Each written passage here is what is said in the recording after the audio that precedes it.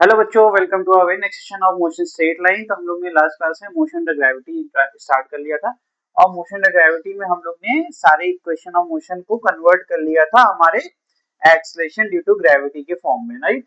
हम लोग ने ए की वैल्यू कैसे प्लस जी माइनस जी होगी इसके बारे में कंसेप्ट सीख लिया था, साइन कन्वेंशन सीख लिया था और हम लोग ने time of ascent and time of descent के बारे में सीख लिया था। टाइम ऑफ फ्लाइट क्या होता है ये भी सीख लिया था। फिर हमने मैक्सिमम हाइट निकालना सीख लिया। तो यानी कि मोशन अंडर ग्रेविटी टॉपिक हमारा कवर हो गया। तो उसके बाद क्या कर रहे थे, हम लोग ने उन फॉर्मूलेस को अप्लाई करके देखा था कि हम एक्चुअली उनका इस्तेमाल करना जानते हैं कि नहीं। उसके लिए हम लोगों ने कुछ क्वेश्चन सॉल्व करे और एक क्वेश्चन आपका होमवर्क था, राइट।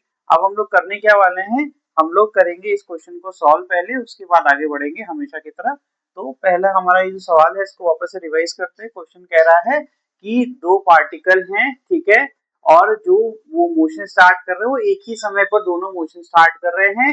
कह रहे हैं कि ये पता करना है कि वो समय बताइए जब ये दोनों पार्टिकल एक दूसरे से टकराते हैं या फिर मिलते हैं। ठीक है, एकदम सिंपल सवाल है।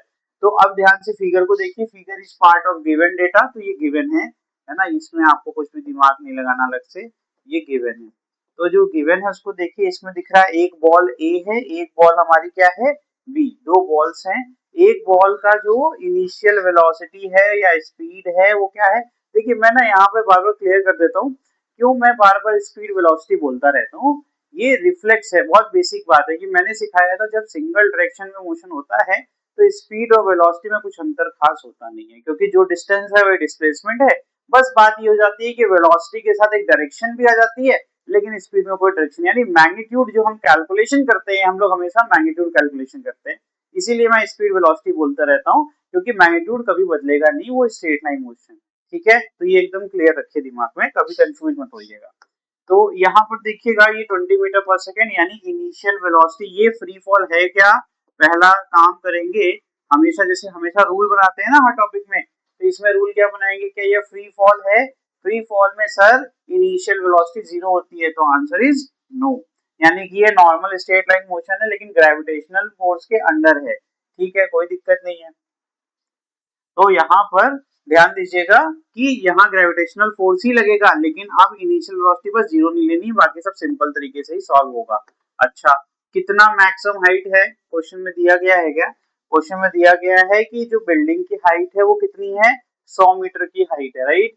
तो 100 मीटर की हाइट है तो इसका मतलब हो गया कि जो मैक्सिमम डिस्टेंस ये ट्रैवल कर सकता है बॉल वो 100 मीटर है, लेकिन ये किसी से टकराने वाला है तो 100 तो नहीं कर पाएगा, है ना। फिर नीचे से एक बॉल ऊपर की तरफ उसी रास्ते पे आ रही है, यानी दो लोग एक ही रास्ते पे चल रहे हैं तो कोलिजन तो होना तय है, क्योंकि वो एक ही लाइन पर चल रहे हैं। नीचे से ऊपर आ रहा है 30 मीटर पर सेकंड में, इसकी इनिशियल वेलोसिटी कितनी है 30 मीटर पर सेकंड।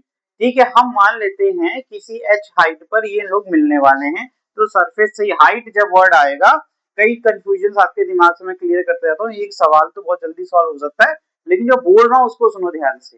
ये इस पर्टिकुलर सवाल के नहीं बोलना, जैसे कुछ टर्म्स होते हैं ना जिनके बारे में कभी कंफ्यूज मत हुआ करो। अगर हाइट बोल दिया तो हाइट हमेशा सरफेस से ही होगा। कभी कुछ बच्चों ने मुझसे पूछा है, मुझे एक्सपीरियंस है तभी बता रहा हूँ, हाइट कई बार ऊपर से, हाइट कभी ऊपर से हो ही नहीं सकती, हाइट हमेशा नीचे से। ठीक है, तो मैंने बोला एक हाइट h तक वो मिल रहे हैं तो यानी कि नीचे वाले पॉइंट की रेफरेंस है। ओके, तो अगर ये 100 मीटर की हाइट थी, उसमें से h घटाएंगे तो रिमेनिंग ऊपर वाले ने कितना ट्रेवल किया, 100 माइनस, सिंपल मैथ, है ना। Very good. हमारे पास इक्वेशन क्या है, हमारे पास s वाली इक्वेशन पहले से याद है। s क्या काम करती है, सिर्फ डिस्टेंस डिस्प्लेसमेंट निकालने के लिए, और हमारे केस में हाइट हमारी जो डिस्प्लेसमेंट है। तो हम पहले इक्वेशन लिखेंगे ut plus half at square. ध्यान दीजिएगा a का नेचर, दो इक्वेशन बनने वाले हैं क्योंकि दो मोशन हो रहे हैं, एक a के लिए हो रहा है और एक b के लिए हो रहा है। तो हम दो बार इस इक्वेशन का यूज करेंगे, इसमें वैल्यूज पुट करेंगे और हमें टाइम नहीं पता तो हम टाइम को t मान लेंगे। ध्यान दीजिएगा, आप कहेंगे सर हमको s नहीं पता, मैं कहूंगा s तो तुमको ऑलरेडी पता है। समझ में आ रहा है कि नहीं। तो दो इक्वेशन इसमें बनाना था, दोनों इक्वेशन को सिंपल लीनियर इक्वेशन वाले कंसेप्ट से सॉल्व कर सकते थे आप, करके देखिए आंसर आपको मिल जाएगा। तो मैंने बताया, तो इसी इक्वेशन में वैल्यूज पुट करनी है। एक बार आप क्या करेंगे ए के लिए और एक बार करेंगे बी के लिए। टाइम क्या लेंगे, सर टाइम का तो पता ही नहीं है, वही तो निकालना है, तो हमने ले लिया at time is equal to t. हमने मान लिया कोई टी सेकेंड पर ये दोनों टकराने वाले, ठीक है मीनाक्षी आंसर बताओ इसका, किया नहीं तुमने होमवर्क? 2 सेकेंड बस, अक्षत और प्रिया, कोई बात नहीं, चलो सबका आ गया लमसम है, कोई बात नहीं, हम लोग अभी करेंगे और देखेंगे कैसे होगा। चलिए भाई वैल्यू पुट करिए, एस की वैल्यू पहले क्या लेंगे, ए के लिए क्या आएगा 100 माइनस एच, ए के लिए क्या आएगा, एस की वैल्यू क्या होगी देख के बताइए फिगर में, 100 minus is equal to u कितना है 20 मीटर पर सेकेंड, टी हमको टी की तरह ही लेना है, प्लस 1/2, ए की वैल्यू बताइए प्लस जी होगा या माइनस जी होगा, यही कंसेप्ट है, तुमने सॉल्व किया है, तुमको बताना पड़ेगा कैसे किया, ए की वैल्यू प्लस जी लोगे या माइनस जी लोगे, क्यों बताओ सोचो, प्लस जी क्यों लिया, नीचे ही आ रहे हैं और नीचे की तरफ ही जी लगता है, दोनों की दिशा सेम है, यानी कि यहाँ आएगा प्लस जी इंटू टी का स्क्वायर, ठीक है, ये मेरा पहला इक्वेशन हो गया। दूसरा इक्वेशन क्या हो जाएगा, h is equal to 30t, plus होगा या माइनस होगा, इस बार प्लस होगा माइनस होगा, सर हम ऊपर जा रहे हैं, ऊपर जा रहे हैं, जी नीचे की तरफ मुझे खींच रहा है, तो मेरा दुश्मन हो गया, दुश्मन हो गया, तो ये अब देखो ध्यान से बच्चों, तुम लोग को लग रहा होगा बहुत कठिन क्वेश्चन है, बहुत कठिन क्वेश्चन है, ये स्क्वायर सॉल्व करना पड़ेगा, ये टी को सॉल्व करना पड़ेगा, मैं कह रहा हूँ दोनों को ऐड कर दो ना, देखो दोनों को ऐड करने से ये plus half g t square, ये minus half g t square, खत्म, 100 माइनस एच है और ये एच है, माइनस एच प्लस एच खत्म हो गया, एच ही गायब हो गया, कुछ बचा ही नहीं, यहाँ 20 टी है, यहाँ 30 टी है, 50 टी हो गया, टी इज इक्वल टू 2 आ गया, 100 अपॉन 50, दैट इज, इतना सिंपल था भाई। तो ये क्वेश्चंस ना कंसेप्चुअल होते हैं, इसमें आपने कंसेप्ट पकड़ लिया तो आपका आंसर आ गया। रुक जाइए मैं एक स्लाइड ऐड कर लूं, एक स्लाइड ऐड करते हैं फिर आगे बढ़ते हैं। तो क्या करना है हमें, 1 + 2 करना है, इतना ही करना है, तो हो जाएगा 100 minus h plus h is equal to, देखो लिखना सीखो जिसको लिखना नहीं आता, पहले आप ये पूरा लिखोगे फिर ये लिखोगे प्लस के बाद, ठीक है, तो ये हो जाएगा 20t plus half g t square plus 30t minus half g t square, ये इससे कट गया, ठीक है, ये इससे कट गया, तो 100 is equal to 50t, t is equal to 100 upon 50, answer is, समझ में आया, सिंपल था, सिली मिस्टेक हो रही थी, दिमाग नहीं लगाया है ना, तो ये है क्वेश्चन। चलिए आगे बढ़ते हैं, देखो ये ऑलरेडी सब बता चुका हूँ, तो हम लोग अभी तक जो पढ़ रहे थे ना, किसी भी मोशन के क्वेश्चन को सॉल्व करने के लिए हर बार हम अप्रोच कौन सी लेते हैं, मैथमेटिकल, हम हमेशा इक्वेशन बना रहे हैं, वैल्यू पुट कर रहे हैं, सॉल्व कर रहे हैं, तो किसी भी मोशन के न्यूमेरिकल सॉल्व करने के दो तरीके होते हैं, एक ग्राफिकल अप्रोच होता है, लेकिन जो ग्राफिकल अप्रोच तो तब लगेगा जब ग्राफ दोगे, क्वेश्चन में ग्राफ नहीं था तो हम लोग ने मैथमेटिकल अप्रोच रखी। अभी आगे चल करके जब मैं आपको ग्राफ सिखाऊंगा तो आप ग्राफ से भी डायरेक्टली आंसर्स निकालना सीख जाओगे, ठीक है। अभी क्या है, टाइप्स ऑफ मोशन में आते हैं, तो बॉडी रेस्ट पर हो सकती है, बॉडी मोशन में हो सकती है। रेस्ट इज ए स्टेट जहां से अगर रेस्ट ना हो तो हम कभी पता ही नहीं कर पाए कि मोशन जैसी कोई चीज होती है, जो मैं बता रहा हूँ ध्यान से सुनना, आराम आराम से, एक ही बार में आएगा। रेस्ट ही तो वो स्टेट है जो डिफरेंशिएट अलग करती है मोशन को। तुम्हें कैसे पता मैं रुका हुआ हूँ, अगर तुम्हें रेस्ट के बारे में ही नहीं पता होगा तो पता ही नहीं चलेगा कि मैं मोशन कर रहा हूँ या नहीं कर रहा हूँ, क्योंकि तब तो एक ही स्टेट हो जाएगी ना कि हमेशा कोई ना कोई ऑब्जेक्ट कहीं ना कहीं मूव कर रहा है। अब इसके बाद हम कहेंगे कि भैया उसकी जो टाइप ऑफ मोशन है वो वही रह जाएगा, क्यों यूनिफॉर्म है, नॉन यूनिफॉर्म है ना।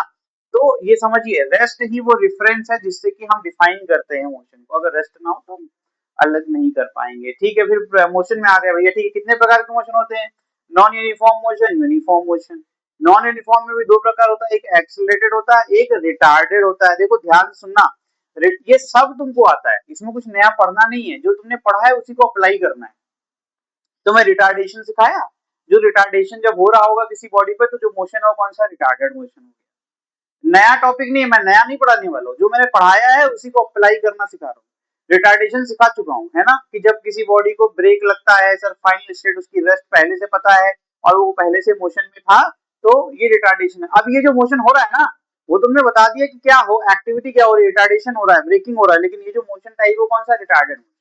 अब एक्सीलेटर कैसा होगा सर, रेस्ट पे था, उसने कार के जो एक्सीलेटर पे पैर रखा और गाड़ी जो है 100 पे भागने लग गई, तो ये क्या है एक्सेलरेशन, क्योंकि 0 के बाद फिर वो 10 पे आया होगा, 20 पे आया होगा, 30 पे आया होगा, तो क्या है एक्स। तो इसमें भी आता है यूनिफॉर्मली एक्सीलरेटेड होगा और एक्सीलरेटेड होगा।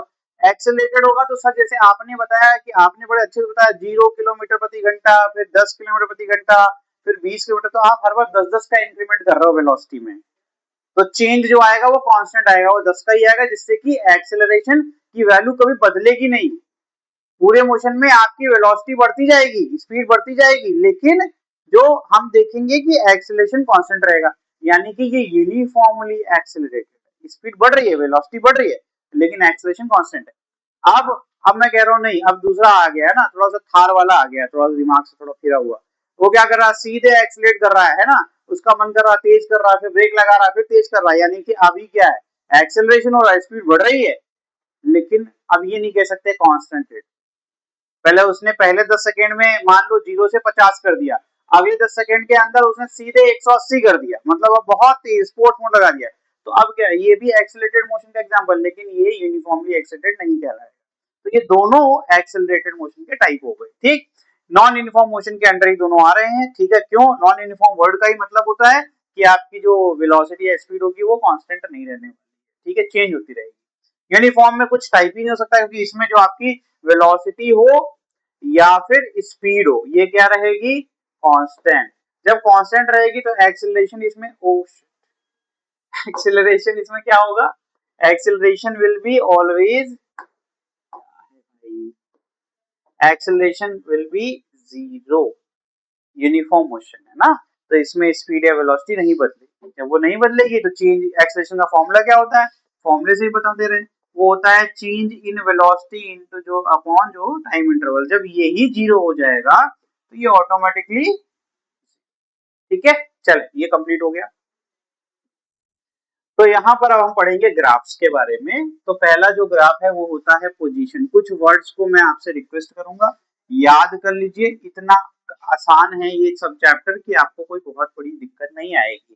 जब हम पोजीशन वर्ड यूज कर ले बच्चों, तो दिमाग में आपके आना चाहिए एस सिंबल। एस क्या होता है सर, ये डिस्प्लेसमेंट या फिर डिस्टेंस, है ना, ये इसकी बात कर रहा। पोजीशन के लिए यही दो चीजें होती हैं, ठीक है, या तो ये, ठीक, लेकिन मेजॉरिटी ऑफ द टाइम अगर वेलोसिटी की बात करेंगे तो डिस्प्लेसमेंट, ठीक है।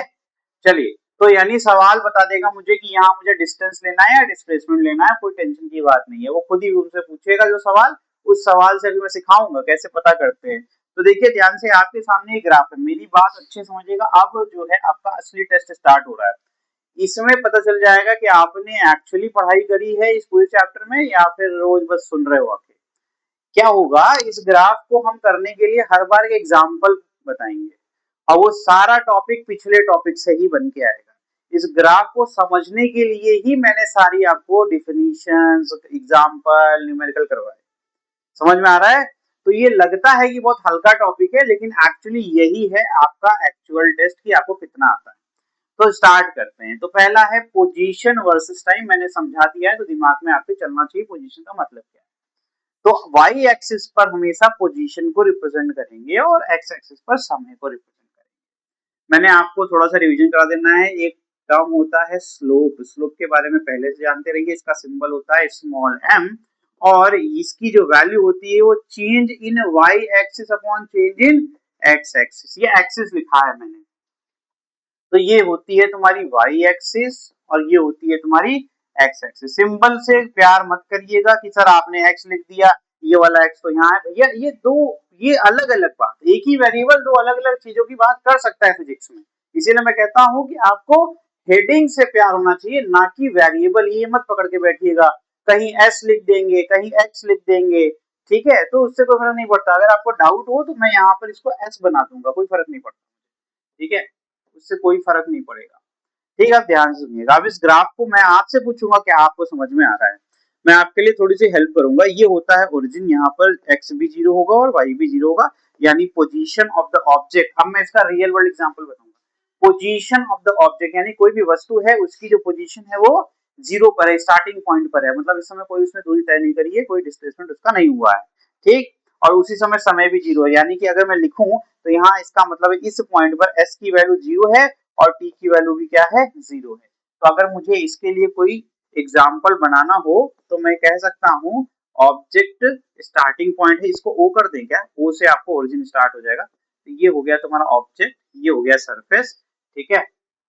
लेट मी राइट अगेन, ये हो गया तुम्हारा ओरिजिन, ठीक है। ये समय, इस समय क्या है, समय आपका इस समय जीरो, ठीक है। अब यहाँ पर देखिए, मैं मानता हूँ ये है हमारा 1 सेकेंड, यहाँ मैं मान लेता हूँ ये है 2 सेकेंड, ये मान लेता हूँ मैं 3 सेकेंड, और ये मान लेता हूँ मैं इसको 4 मान लेता हूँ, थोड़ा 3 और 4 के करीब ही होगी क्योंकि यहाँ पर इस तरीके से, ठीक है। ये है मेरा फाइनल पॉइंट, ये मेरा फाइनल पॉइंट है, ये मेरा इनिशियल पॉइंट है, समझिए ध्यान से, ठीक है। जरा मुझे बताइए, जब 1 सेकेंड पर हैं तो जो आपकी पोजीशन की वैल्यू है वो बढ़ रही है, पॉजिटिव वैल्यू है, कुछ तो बढ़ रही होगी। फिर 2 पे भी कुछ वैल्यू बढ़ रही है, 3 पर भी कुछ वैल्यू, यानी ऑब्जेक्ट मोशन में है या नहीं, पहले सीखो, पहले जो पूछ रहा हूँ स्टेट ऑफ ऑब्जेक्ट, आपको बताना है कि वस्तु की स्थिति क्या है इस समय। इस समय ऑब्जेक्ट आपका रेस्ट पर है क्या, रेस्ट पर है, रेस्ट पर है, रेस्ट पर दिख रहा है तुम्हें, दूरी तय हो रही है भाई। ये देखो ना, आपके सामने मैंने ये ग्राफ बनाया जानबूझ करके ताकि आपको समझ में आए कि इसकी वैल्यू बढ़ रही है, यानी कि आपका चाहे विस्थापन हो वो भी जीरो नहीं है, दूरी है वो भी जीरो नहीं है, यानी ऑब्जेक्ट मोशन में है। तो सबसे पहले क्या सीखा आपने कि स्टेट निकालना, तो कहेंगे object is in motion, object is in, ठीक है। चलो एक ही चीज सीखी तुमने, अब मुझे दूसरी चीज सिखाओ, ठीक है। स्लोप की बात करते हैं, अगर हम देखें तो सर अगर 4 सेकेंड आपने अंतराल लिया, मान लीजिए आपको कुछ दूरी देनी पड़ेगी, तो यहाँ लीजिए भाई आपके लिए, इसको मान लेते हैं ये 4 ही मीटर मान लो, ये यहाँ पर 4 मीटर, यहाँ 3 मीटर, यहाँ 2 मीटर और यहाँ 1 मीटर, ठीक रहेगा ना, आसान हो गया। चलिए, तो यानी कि हमें समझ में आता है 4 सेकेंड में हम 4 मीटर तक हमारी पोजीशन बदली, ठीक है ना। तो स्लोप का जो फॉर्मूला है, जो स्लोप कहता है कि चेंज इन वाई, तो 0 से 4 हो गया, तो ये हो गया तुम्हारा, ये वाला एक्सिस किसका है सर, ये चेंज इन एस लिख दो, ठीक है। नीचे क्या है, चेंज इन टी, अब समझ में आ रहा है, दिख रहा है। और एस अपॉन टी क्या होता है सर, ये तो वी होता है, वी मतलब वेलोसिटी या फिर स्पीड, है ना। तो यानी कि हमने सीखा कि slope of position time graph हमको क्या दे देगा। अब देखो, मैंने कहा था कि न्यूमेरिकल सॉल्व करना हमारा एम है, हम लोग ग्राफ की मदद से सीधे ग्राफ को देख करके पता कर लिए कि इसके स्लोप से हमको मिल जाएगा स्पीड या फिर वेलोसिटी। तो इस समय कितना आ रहा होगा, 4/4 कितना आ जाएगा, 1 मीटर पर सेकेंड, समझ में आ रहा है कि नहीं। तो आपने ये चीज सीखी। अब एक चीज देखते हैं, टाइप ऑफ मोशन की बात करेंगे, ये किस प्रकार का मोशन है, तो यानी स्लोप याद कर लो, स्लोप आपको क्या देगा, v देगा, यानी slope of position time graph, ये बहुत इंपॉर्टेंट है। Slope of position time graph आपको क्या देता है, स्पीड या फिर वेलोसिटी, ठीक है। अच्छा, अब मुझे बताओ, ये आपका स्ट्रेट लाइन का ग्राफ, तो मैं एक बात बोलता हूँ हमेशा कि अगर स्ट्रेट लाइन ग्राफ बन रहा है, यानी कि जो भी आपकी स्पीड है वो कांस्टेंट होगी, वो क्या होगी, कांस्टेंट। कैसे बोला मैंने, स्लोप कांस्टेंट रहेगा ना, सुनो ध्यान से। स्लोप चाहे तुम ये देखो, ये 3 सेकेंड पर कितना गया, 3 मीटर, हर बार देखो आपका जो बदलाव है, ध्यान से देखिएगा, जितना चेंज y में आ रहा है, जितना चेंज x में आ रहा है, उसके रिस्पेक्ट में हर बार देखिए, जब ये 1 से बढ़ रहा है तो ये भी 1 से बढ़ रहा है, फिर ये 1 से 2 हुआ, फिर से 1 बढ़ा, और यहाँ पे ये भी 1 से 2 हो गया, ठीक। यहाँ ये 2 से 3 हुआ, फिर से 1 का अंतर है, फिर ये 2 से 3 हो गया, यानी देख रहे हो कि जब आपका जो y एक्सिस पर चेंज आ रहा है और x एक्सिस में चेंज आ रहा है, वो दोनों कांस्टेंट हो जाए। अभी कुछ बच्चे कहेंगे सर आपने ये तो आसान आसान बना लिया इसलिए कर पा रहे हो, मैं बोलता हूँ भैया, मान लो ये 2-2 से बढ़ रहा हो और ये समय 1 ही सेकंड चल रहा है, तो भी कोई दिक्कत नहीं है।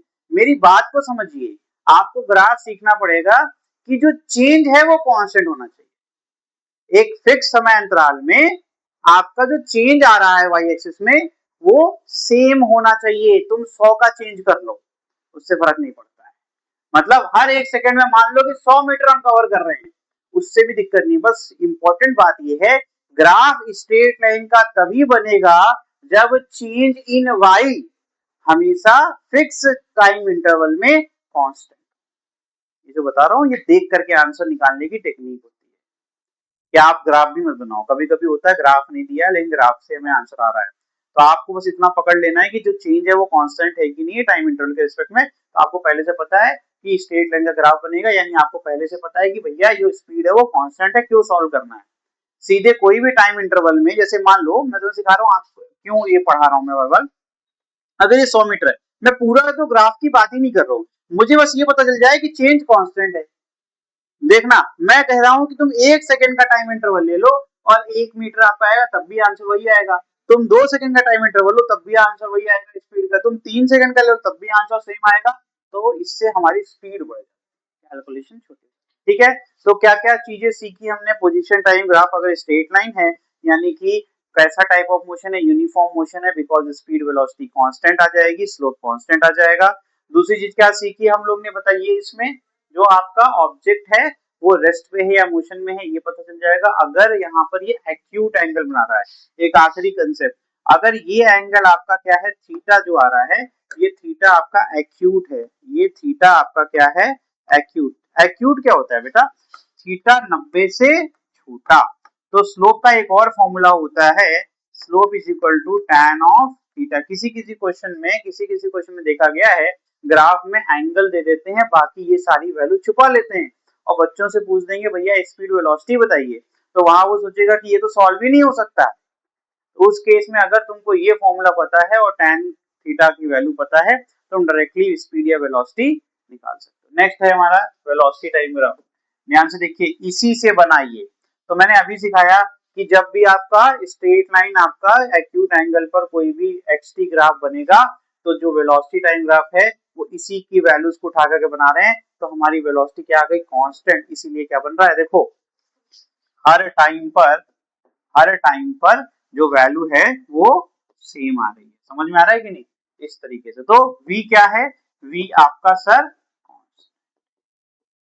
ये क्या है, व्हाट इज दिस, जब कांस्टेंट वेलोसिटी होती है तो एक्सेलरेशन क्या हो जाएगा, चेंज इन वेलोसिटी अपॉन ये, और ये हो जाएगा 0 अपॉन डेल्टा टी। तो एक्सेलरेशन क्या गया, 0। इसीलिए ये पूरी वैल्यू क्या है, एक्सेलरेशन की हर समय पर 0 आ रही है। ठीक है, खत्म। अब देखिए ध्यान से, जो अभी आउटकम आपने वहां देखा वो चीज यहाँ पे लिखी है। बॉडी एट रेस्ट का केस क्या होगा, ठीक है, आप बॉडी एट रेस्ट वाला केस पढ़िए। ठीक, तो अगर हम कह रहे हैं s is non zero and constant object at rest at a point, जो आपका मान लीजिए किसी point s is equal to 4 metre लिख दिया।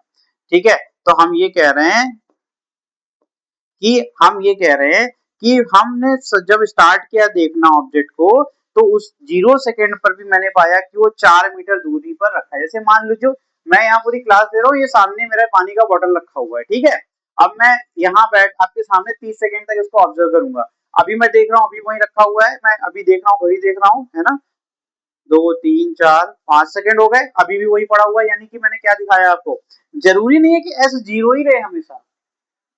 ये तो ऑब्जर्वर के ऊपर है ना, कि आप जहां खड़े हो, जो रेफरेंस पॉइंट है उसके रिस्पेक्ट में होता है वो। अगर आपके पास ही रखा हुआ है तो हम एस जीरो लेके चलते हैं, आपसे कुछ दूरी पर रखा है तो हम एस को कोई वैल्यू के साथ स्टार्ट करते हैं। अब हमने अलग अलग टाइम इंटरवल पर देखा, अभी आपके सामने मैंने एक एक्टिविटी करी और मैंने पाया कि अभी वो उतनी ही दूरी पर रखा है, यानी कि क्या है, S is constant. S constant है यानी कि body is at rest. Very simple, जरा दिमाग नहीं लगा। ठीक है, अब बॉडी रेस्ट पर है, सुनो ध्यान से, ये सारी वैल्यूज तो निकालनी ही नहीं चाहिए। जब बॉडी रेस्ट पर है तो भैया जो थीटा है वो क्या हो जाएगा, पैरेलल लाइन के बीच का एंगल क्या होता है, 0। जो थीटा हम बनाते हैं वो एक्स एक्सिस से बनाते हैं, तो थीटा क्या हो गया आपका 0। तो स्लोप क्या हो गया आपका, tan 0 क्या होता है भैया 0। और स्लोप क्या है तुम्हारा, स्पीड या वेलोसिटी v0। v0 तो a0, सिंपल। याद क्यों करना है, ठीक है। आगे, अब इसी को आगे बढ़ा रहे हैं। हम कह रहे हैं object is starting from origin, ठीक है।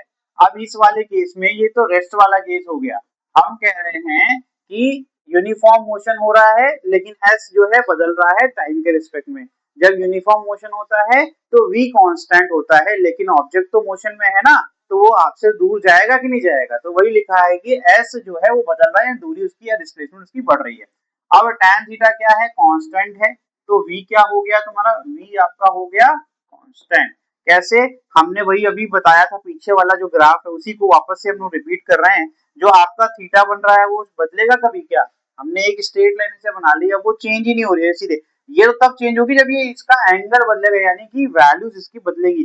जब आपका चेंज यहाँ पर चेंज इन y और चेंज इन x ये आपका कांस्टेंट चलेगा, तो कभी भी स्ट्रेट लाइन का एंगल नहीं बदलेगा। ठीक है, तो यहाँ पर v क्या है, यूनिफॉर्म मोशन के केस में क्या हो जाएगा भैया, कांस्टेंट हो जाएगा।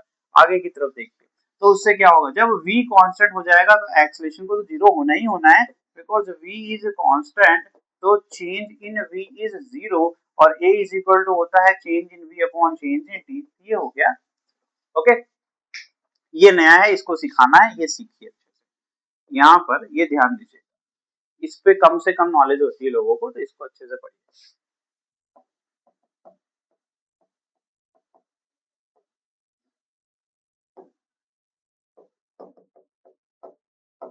देखो, ऑब्जेक्ट ऑलरेडी कुछ दूरी पर रखा हुआ है, यानी 5 मीटर से स्टार्ट हो रहा है।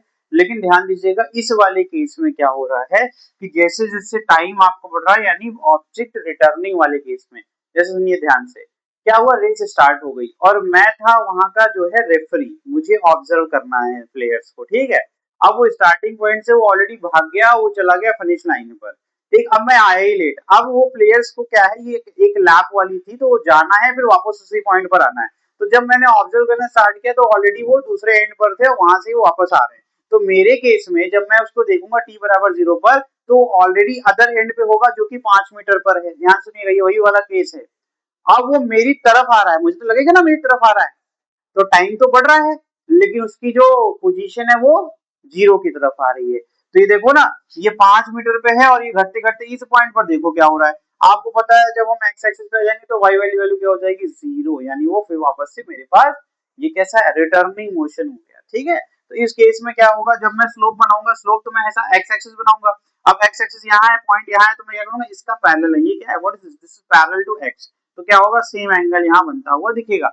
वो आ तो कांस्टेंट वेलोसिटी से रहा है मेरी तरफ, लेकिन क्योंकि भैया उसका रेट ऑफ जो अप्रोच है वो तो कांस्टेंट है, लेकिन पोजीशन तो 0 की तरफ आ रही है ना, तो इसलिए स्लोप कैसा हो गया, इस केस में नेगेटिव हो गया ना, थीटा 90 से बड़ा। और जब थीटा 90 से बड़ा होगा, इसको ऑब्ट्यूज कहते हैं भैया, इसको कहते हैं ऑब्ट्यूज। और tan थीटा क्या हो जाएगा भैया, निगेटिव वैल्यू को देने लगेगा, क्योंकि सेकंड क्वाड्रेंट में, मतलब आपको ये सब बेसिक मैंने पढ़ाया है, मैंने एक बार देखिएगा, वहां पे जाके देखेंगे तो समझ में आएगा। लेकिन ये कांस्टेंट तो रहेगा ही ना, तो ये कह जाएगा निगेटिव, क्योंकि यहाँ भी थीटा सेम है, यहाँ भी थीटा सेम है और यहाँ पर भी सेम है, इसलिए एक्सेलरेशन भी आपकी क्या हो जाएगी, वो आपकी 0 हो जाएगी, लेकिन आपका जो आपका वेलोसिटी है या स्पीड है वो आपका नेगेटिव कांस्टेंट है। ठीक है, चलिए ये भी हो गया। नेक्स्ट, ये क्वेश्चन इसी पर आधारित है, ध्यान से देखिएगा। ये क्वेश्चन आपको एक्चुअली कंसेप्चुअली क्लियर कर देगा। एक ऑब्जेक्ट है, वो रेस्ट से स्टार्ट कर रहा है, ठीक है, रेस्ट से स्टार्ट कर रहा है और वो एक कांस्टेंट वेलोसिटी से चल रहा है। लेकिन ये देखो वैल्यू क्या दिया गया, निगेटिव कांस्टेंट है कि नहीं है, तो वो हिंट दे रहे हैं आपको कहीं ना कहीं कि थीटा क्या है आपका 90 से बड़ा बन रहा होगा। ठीक, आगे क्या कह रहे हैं, plot the position time graph of the object. तो आपसे कह रहे हैं कि आप प्लॉट करिए पोजीशन टाइम ग्राफ। तो ये आपके पास ऑप्शंस क्या क्या है, तो आपके पास अगर हम 0 से स्टार्ट कर रहे हैं ना बनाने के लिए, दोनों ऑप्शन सही है। तो हम थीटा क्या लेके चल रहे हैं यहाँ पर, नेगेटिव, तो नेगेटिव का रूट तो यानी, अब सीखो, पहले मैं जो सिखा रहा हूँ उसको सीखो फिर आप।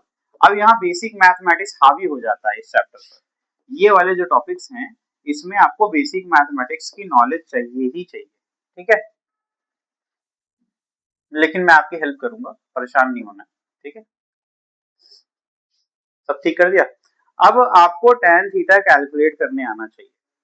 ठीक है, tan थीटा कैलकुलेट करिए। tan थीटा क्या है यहाँ, -√3 है। तो मैं आपको सिखाता हूँ कि आपको टेबल याद है क्या, किसी को याद है tan 60 कितना होता है, tan 60 कितना होता है, चलो छोड़ो नहीं आता, चलो चलो तो कोई बात नहीं। देखो आज हम आपको सिखाएंगे कि सिर्फ अगर साइन थीटा तुमको आता है, सुनना ध्यान से, अगर तुम्हें साइन थीटा आता है, तुम्हें सब आता है, साइन थीटा से कॉस थीटा मिल जाएगा, कॉस थीटा और साइन थीटा से tan, और उसके बाद तो सिर्फ उल्टा करना होता है, रेसिप्रोकल है ना। तो ये मैंने बेसिक में से सिखाया था।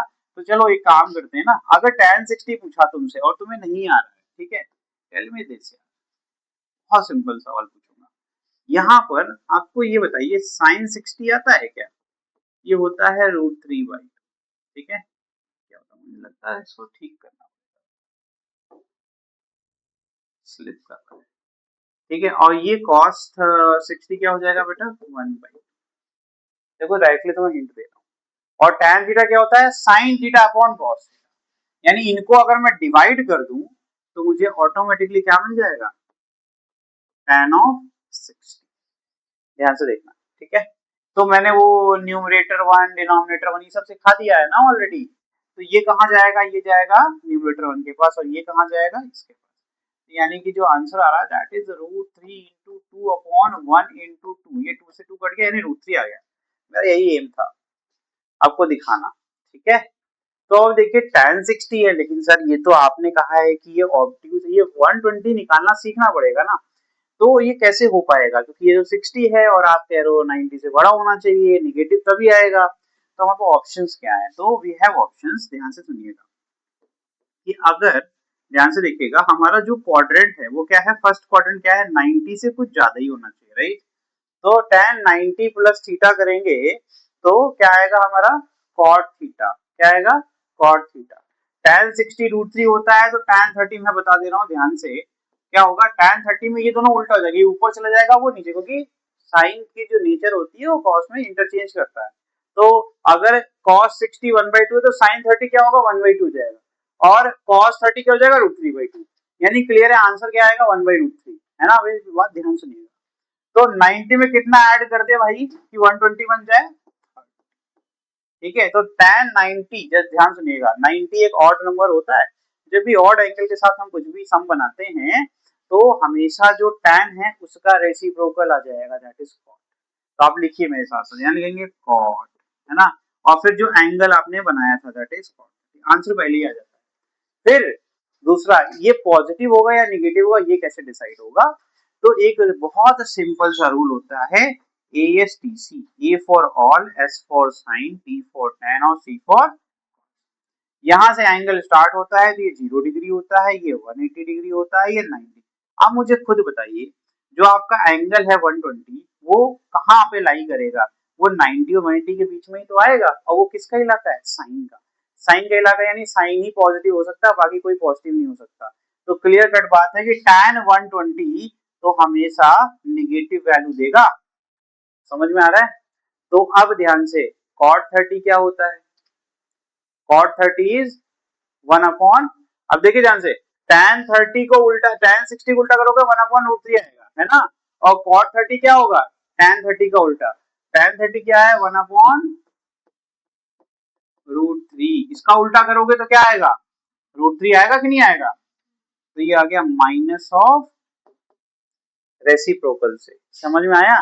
तो अब देखो मैंने वेरीफाई कर लिया कि किस एंगल पर ये माइनस ऑफ √3 पॉसिबल है। तो यहां से आंसर आ गया मेरा, थीटा इज इक्वल टू 1, ऐसे निकालते हैं, ठीक है।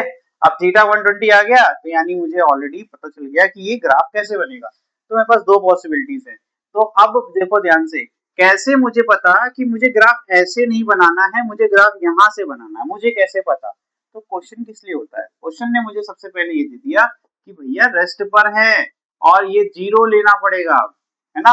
रेस्ट पर है तो पहले से स्टार्टिंग मेरे सामने करेगा ना, जब कोई ऑब्जेक्ट रेस्ट पर है तो वो तुम्हारे सामने ही चलना सीखेगा, तुम्हारे सामने ही वो चलेगा, तो हमेशा 0 से ही तो चलेगा। तो इसीलिए ग्राफ कहां से स्टार्ट होगा, अब 0, ठीक है। तो ये छोटी छोटी अगर आप बारीकियां सीख लें तो फिजिक्स बहुत आसान लगने लगेगी। अब मेरे पास और आसान काम हो गया, मैंने पहला पॉइंट यहाँ मार्क कर दिया।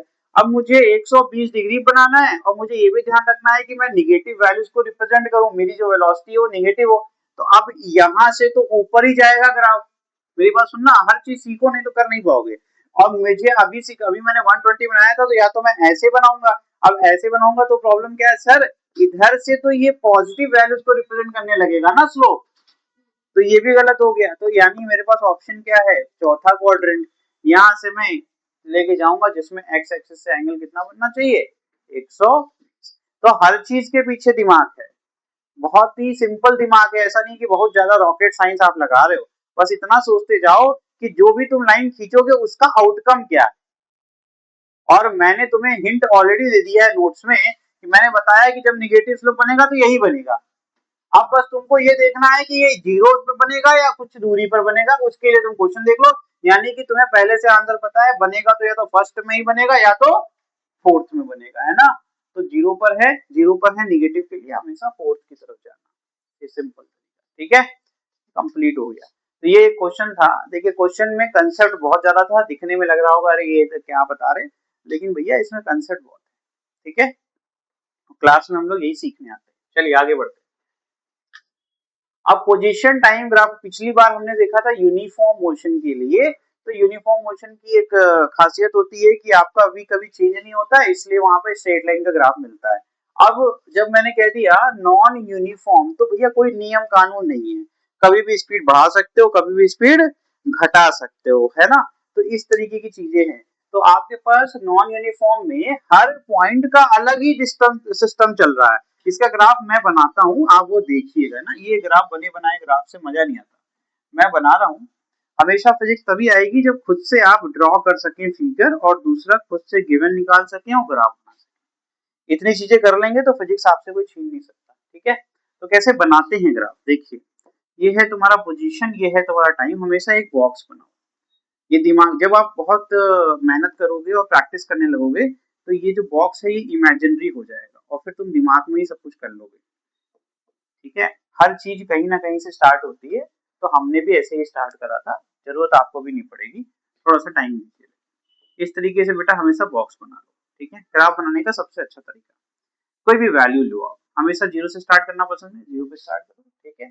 तो जीरो पे आप यहाँ से स्टार्ट कर सकते हो, नहीं मन है तो आप यहाँ पे कोई वैल्यू ले लो, इवन वैल्यू लेने पे आसान रहता है थोड़ा, ठीक है। तो मार्किंग कर लीजिए, रफ मार्किंग करनी है, जीरो हो गया, है ना, ये वन हो गया, ये टू हो गया, ये थ्री हो गया और ये फोर हो गया। मैंने स्टार्ट किया कहाँ से, ये मैंने टू से स्टार्ट किया, ठीक है।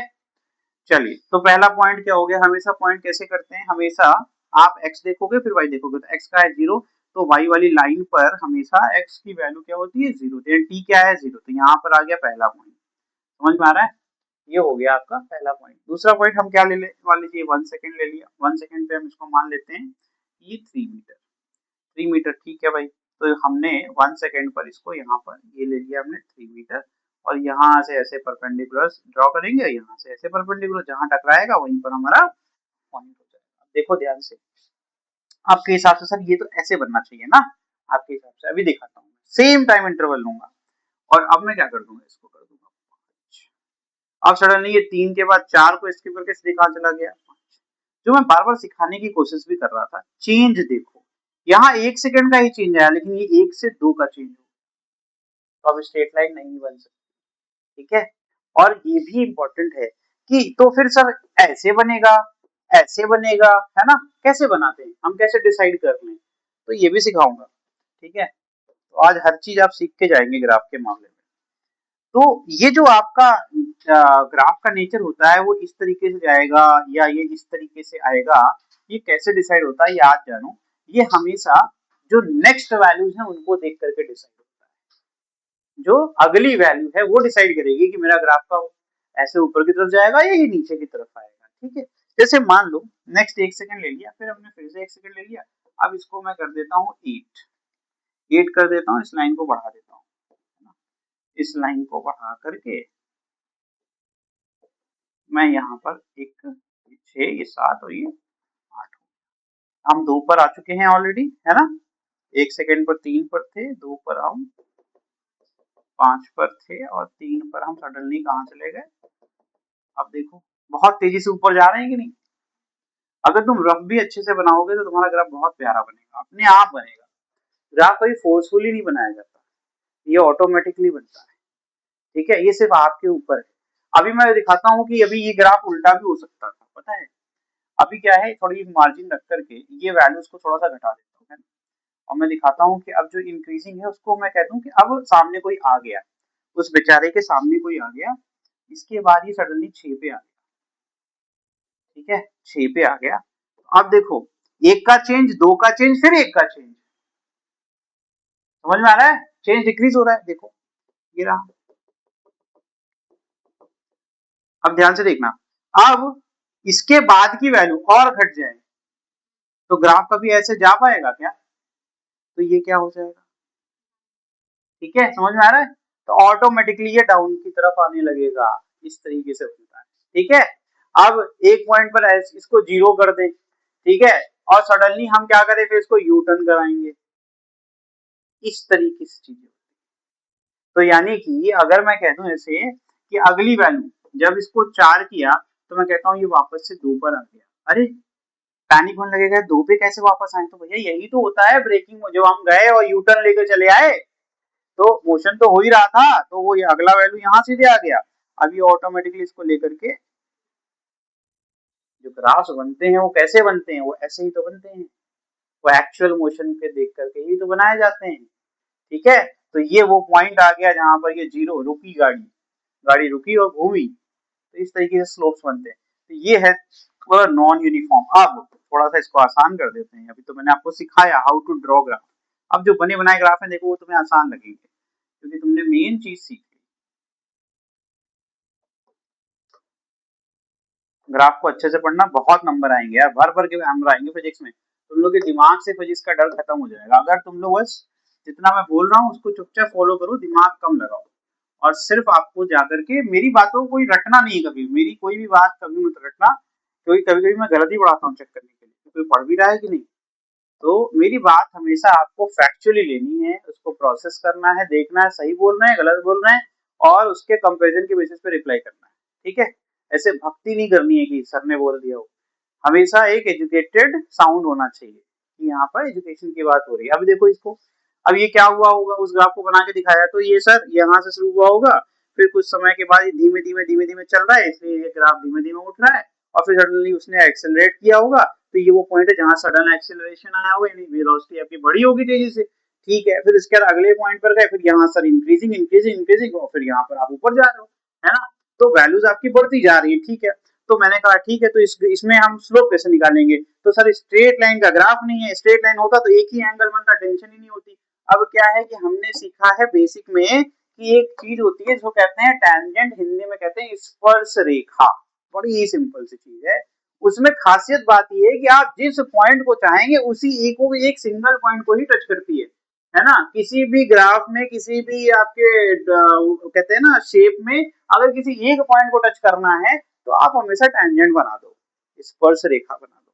इससे फायदा क्या होगा? मैंने कहा भाई ये देखिए आपने ये एक पॉइंट ले लिया तो यहाँ पर देखिए फ्लैट आ गया, जीरो स्लोप आ गया। ठीक है, फिर यहाँ पर गए तो यहाँ पर ये हमने ये देखिए एक्स एक्सिस पे ऐसे टेंजेंट बना दिया, तो यहाँ पर हमको एंगल मिल गया थीटा। फिर हमने दूसरे बनाया तो हमने देखा कि एंगल बढ़ रहा है और एंगल इंक्रीजिंग है, तो इसका मतलब है कि हमारा जो रेट ऑफ कवरिंग यानी कि स्पीड या वेलोसिटी बढ़ रही है, इंक्रीज कर रही है। ठीक है, तो आपको मैं एक चीज सिखाता हूँ, tan थीटा जो है वो इंक्रीज होता है जैसे जैसे थीटा इंक्रीज होता है टुवर्ड्स 90, मैं 90 तक की बात कर रहा हूँ, है ना, 90 तक, 90 के बाद तो फिर वो नेगेटिव हो जाएगा। ठीक है, तो इससे देखो अगर थीटा 2 बड़ा है थीटा 1 छोटा है, दोनों आपके 90 से छोटे एंगल है, तो आप इनको देख करके बता सकते हो कि कैसा मोशन हो रहा होगा, तो आप कह सकते हो ये एक्सेलरेटेड मोशन है। ठीक है, वेरी गुड, तो ये एक ग्राफ हो गया। फिर यहाँ देखो, अच्छा मैंने तो ये बताया नहीं, तो ये देखो tan theta 2 is greater then tan theta 1, तो ये भैया वेलोसिटी क्या है, इंक्रीज कर रही है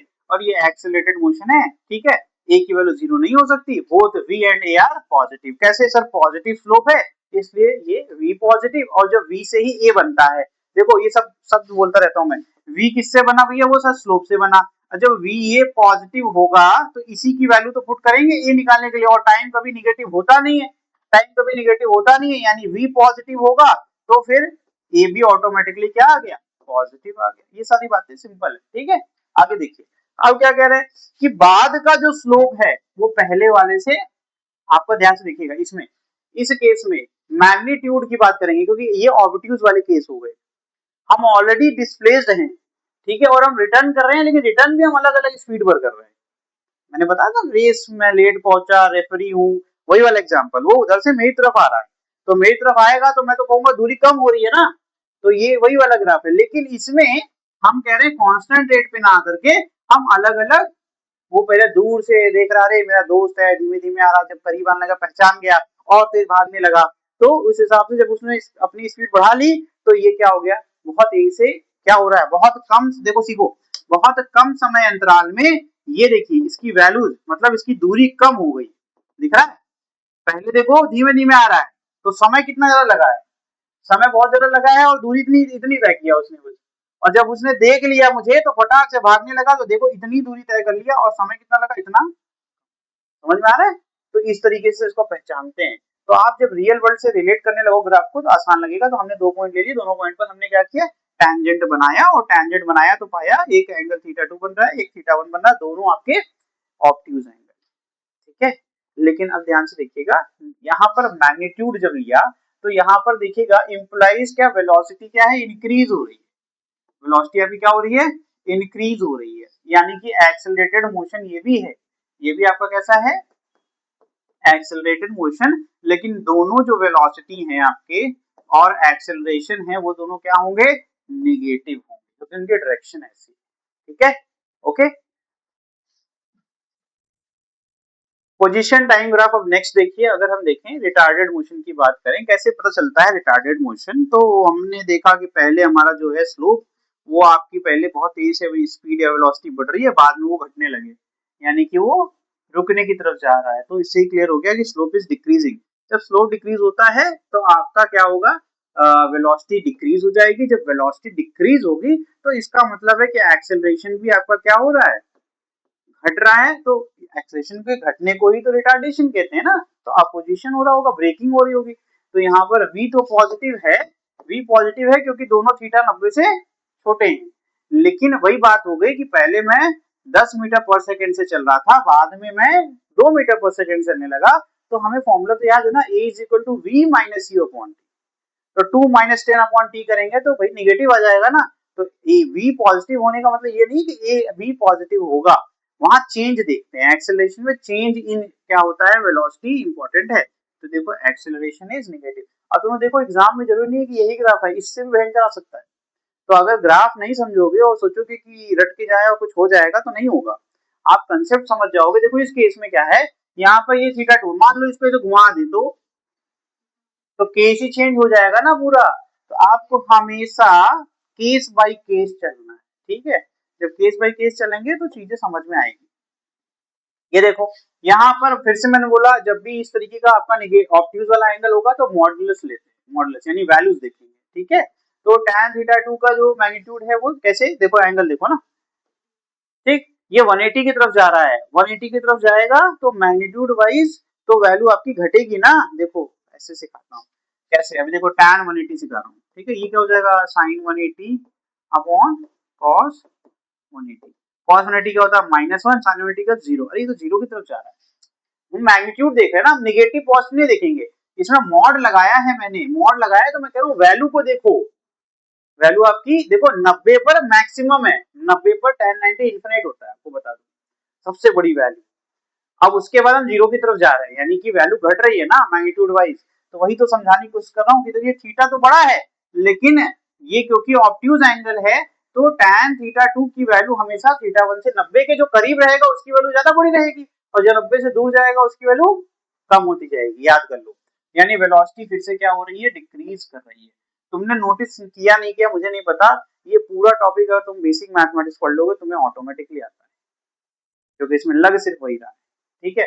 यहाँ देखो रिटार्डेड मोशन हो गया क्योंकि वही बात हो गई, v डिक्रीज होता है तो एक्सेलरेशन आपका क्या हो गया, डिक्रीजिंग में रिटार्डेड हो गया, v निगेटिव होगा क्योंकि भैया ये ऑब्ट्यूज वाला केस है, तो यहाँ पर ये पॉजिटिव हो जाएगा, कैसे, अब तुम इसको समझा रहा हूँ, ये निगेटिव है ना, तो जब तुम करोगे v माइनस यू तो वो निगेटिव वैल्यू पुट करोगे तो माइनस माइनस क्या हो जाएगा, प्लस हो जाएगा, तो पहले वाली वैल्यू तुम्हारी बड़ी रहेगी, ये वैल्यू देखो ध्यान से, u की वैल्यू मैग्नीट्यूड वाइज बड़ी होगी v से, कैसे मुझे पता, सर इससे पता चल गया, क्योंकि स्लोप ही तो वैल्यू होती है स्पीड वेलोसिटी की, आप कह रहे हो बाद वाले एंगल की वैल्यू कम है ना, tan ऑफ थीटा 2 कम है, यानी कि बाद वाला वेलोसिटी कम हो गया और पहले वाला वेलोसिटी ज्यादा था, तो आपने जैसे ही फॉर्मूले में पुट किया acceleration is equal to v minus u upon t, तो मुझे पहले से पता है ये भी निगेटिव है और ये भी निगेटिव है, तो बड़ी वाली वैल्यू क्या हो गई, पॉजिटिव, तो minus v plus u upon delta t. ध्यान सुनना, तो ये वाली value u is greater than था, u ग्रेटर देन v था, इसीलिए तो यहाँ पर ये पॉजिटिव। तो ये सब समझना जरूरी है बच्चे। ये क्या आ गया, पॉजिटिव। क्यों एक्सीलरेशन पॉजिटिव है, ये सवाल बहुत पूछते हैं। ठीक है, समझ में आया, मजा आ रहा है, आसान है, ज्यादा हो गया, देखो इसको रोकना पड़ेगा फिर। ये क्वेश्चन बहुत अच्छा है, देखो ये क्वेश्चन है ना, इससे तुम्हारा दिमाग खुल जाएगा। ये तुम्हारा होमवर्क है, चलो यही रुक रहे हैं। ठीक है, ये करो, आंसर्स तो दिए हैं लेकिन इसके बाद भी बहुत सवाल है मेरे पास। तो ये जो है आपको क्वेश्चन करना है, इसको समझा देता हूँ। इसमें विस्थापन टाइम यानी पोजीशन टाइम ग्राफ दिया गया है, पार्टिकल किस तरीके से मूव कर रहा है वो यहाँ दिया गया है। कह रहे हैं भैया ये वाला देख लेना, ये है, ये तो आंसर, इसको हटा दूं क्या, जाने दो। चलिए, from the option given below instantaneous velocity of the particle is negative at which point. तो कह रहे हैं भैया इसमें देखिए A B C D 4 option है, इसमें से कौन से पॉइंट पर आपका इंस्टेंटेनियस वेलोसिटी, यार सुनना ध्यान से, इंस्टेंटेनियस वर्ड का मतलब होता है हम किसी फिक्स पॉइंट या फिक्स टाइम पर बात करें। तो तुम ऐसे समझ लेना, हम कह रहे ए पे बताओ, हम कह रहे बी पे बताओ, या सी पे बताओ, या फिर डी पर, तो उसी पर तुम स्लोप निकाल लेना, उस पॉइंट पर देख लेना कि वेलोसिटी पॉजिटिव है या नेगेटिव, इससे पता चल जाएगा। लेकिन मैं भी पूछ रहा हूँ कि मुझे एक्सेलरेशन के बारे में भी जानना है। ठीक है, इतना बस यही आपका होमवर्क है, ये करके आइएगा। इसमें वेलोसिटी का आंसर दिया गया, एक्सेलरेशन तुम्हें खुद पता करना पड़ेगा। ठीक है, वो भी इंस्टेंटेनियस ही निकाल लेना। ठीक, चलिए आज के लिए इतना ही, मिलेंगे नेक्स्ट क्लास में, तब तक के लिए आप लोग अच्छे से रिवाइज करिए, अपने डाउट्स पूछ करिए। Thank you.